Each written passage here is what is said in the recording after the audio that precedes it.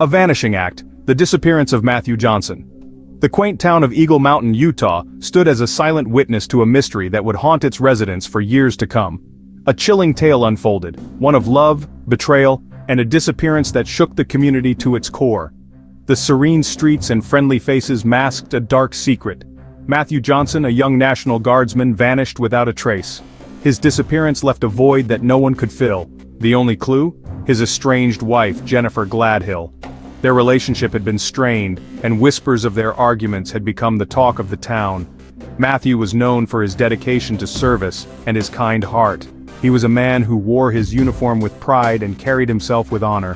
He was a loving father, a loyal friend, and a dedicated soldier. His absence was felt deeply by those who knew him. Jennifer, on the other hand, remained an enigma, her life shrouded in a veil of mystery that deepened with Matthew's disappearance.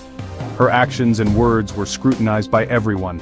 Theirs was a troubled marriage, plagued by whispers of discontent and growing resentment. Friends and neighbors often heard their heated arguments. On that fateful day, Matthew seemingly vanished into thin air. His phone went unanswered, and his friends grew increasingly worried. His car sat undisturbed in the driveway, a silent testament to his sudden and unexplained absence. Days turned into weeks, hope dwindling with each passing moment. The community's anxiety grew as the search for Matthew continued. The authorities launched an investigation, their suspicions soon falling upon Jennifer. Her behavior and statements were inconsistent. The evidence was circumstantial, yet troubling. There were too many unanswered questions and too many coincidences. Jennifer's demeanor raised red flags. Her alibi was shaky, and her nervousness during questioning only added to the suspicion. Whispers of a tumultuous relationship painted a grim picture. Friends and family began to wonder if there was more to the story than met the eye. As the investigation progressed, a chilling truth began to emerge. Matthew Johnson wasn't just missing, he was gone. And the circumstances were far more sinister than anyone had imagined, and the prime suspect was the woman who had vowed to love him forever. Jennifer's arrest sent shockwaves through the community, leaving everyone to question what really happened to Matthew Johnson.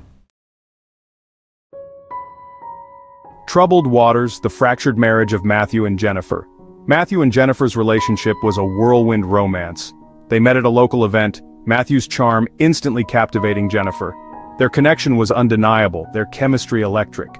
Within months they were married, eager to embark on their journey as husband and wife. However, the honeymoon phase was short-lived. Behind closed doors, cracks began to appear in their seemingly idyllic marriage. Arguments became more frequent, their disagreements more intense. Jennifer, known for her fiery temper and possessive nature, clashed with Matthew's calm demeanor and desire for independence. Friends and family noticed a shift in the couple's dynamic. Matthew, once full of life, seemed withdrawn and subdued. Jennifer, on the other hand, grew increasingly distant and secretive. The once happy couple was now trapped in a vicious cycle of resentment and mistrust. As time passed, the situation deteriorated further. Rumors of infidelity and financial troubles plagued their marriage. The love that once bound them together was replaced by bitterness and anger. Their home, once a sanctuary, became a battleground. The stage was set for a tragedy that would forever alter their lives. Whispers in the dark, the confidential informant emerges. The investigation into Matthew Johnson's disappearance was progressing slowly. Leads were scarce, and Jennifer Gledhill, despite being the prime suspect, remained tight-lipped. The case seemed destined to go cold, leaving a void of unanswered questions and a family shattered by grief. Then a glimmer of hope emerged from the shadows. A confidential informant, someone close to Jennifer, came forward with startling information.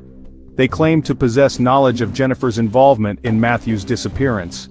The informant, whose identity remained shrouded in secrecy, painted a chilling picture of Jennifer's actions before and after Matthew vanished. According to the informant, Jennifer had confided in them about her growing resentment towards Matthew. She had allegedly spoken of wanting him gone, of a life free from his presence.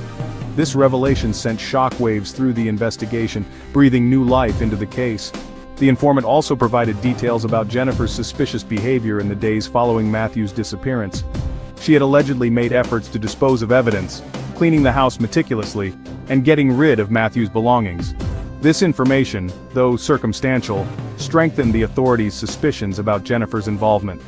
The informant's testimony, while not concrete proof, provided a crucial piece of the puzzle. shifting the focus squarely onto Jennifer Gledhill. Section 4. Silent Witnesses, Unraveling the Physical Evidence.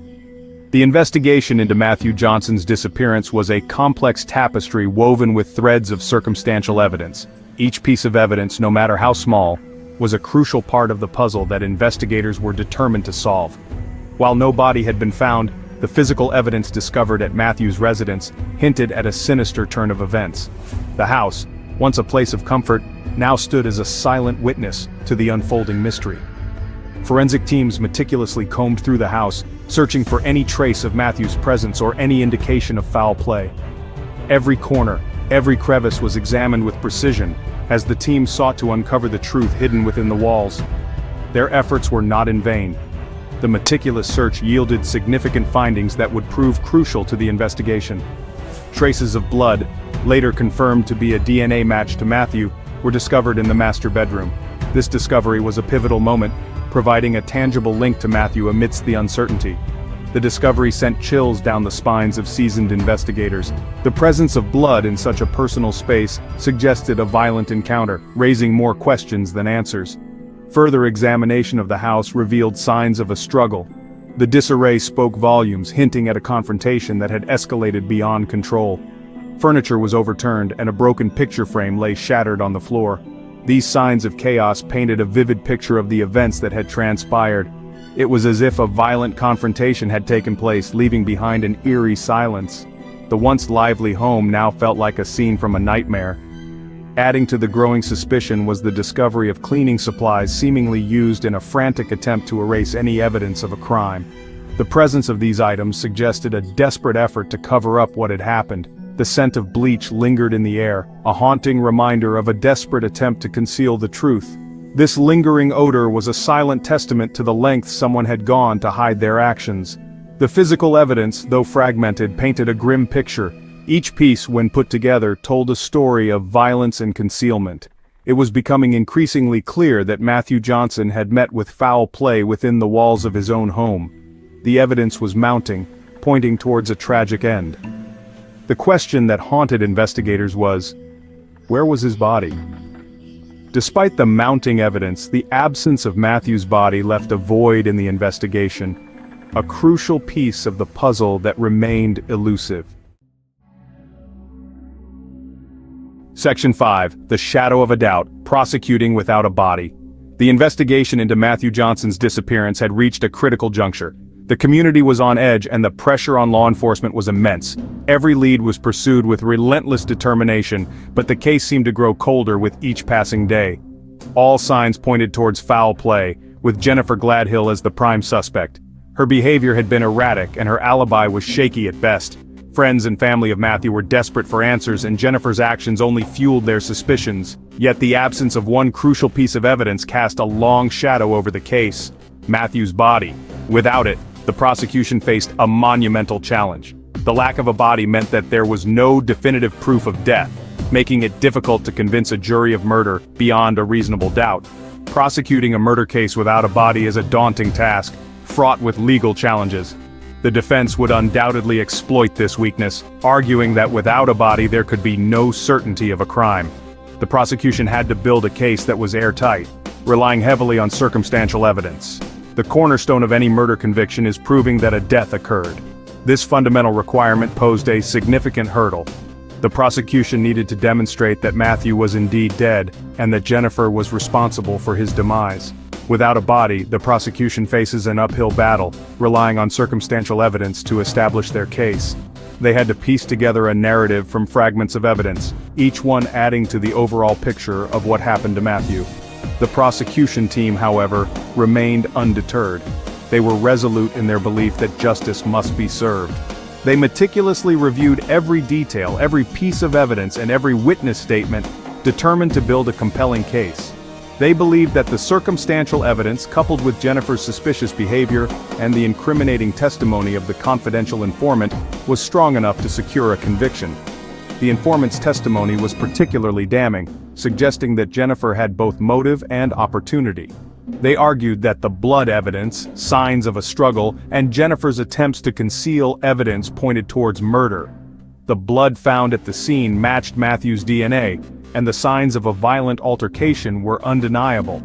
The defense, on the other hand, argued that the lack of a body created reasonable doubt. They contended that without concrete proof of death, the prosecution's case was built on speculation and conjecture. They maintained that Matthew could still be alive, perhaps choosing to disappear and start a new life. They painted a picture of a man who might have wanted to escape his current circumstances, suggesting that he had the means and the motive to vanish. They pointed to instances where individuals presumed dead had resurfaced, casting doubt on the prosecution's theory. These cases, though rare, were enough to plant a seed of doubt in the minds of the jurors. The case was a legal tightrope walk, with both sides presenting compelling arguments. The prosecution's narrative of a calculated murder clashed with the defense's portrayal of a man who might have simply walked away from his life. The outcome hinged on the jury's interpretation of the evidence and their willingness to convict based on circumstantial evidence alone. The jurors had to sift through the conflicting narratives, weighing the credibility of each piece of evidence. The weight of justice, it seemed, rested on the shoulders of 12 individuals tasked with unraveling a mystery shrouded in doubt and despair.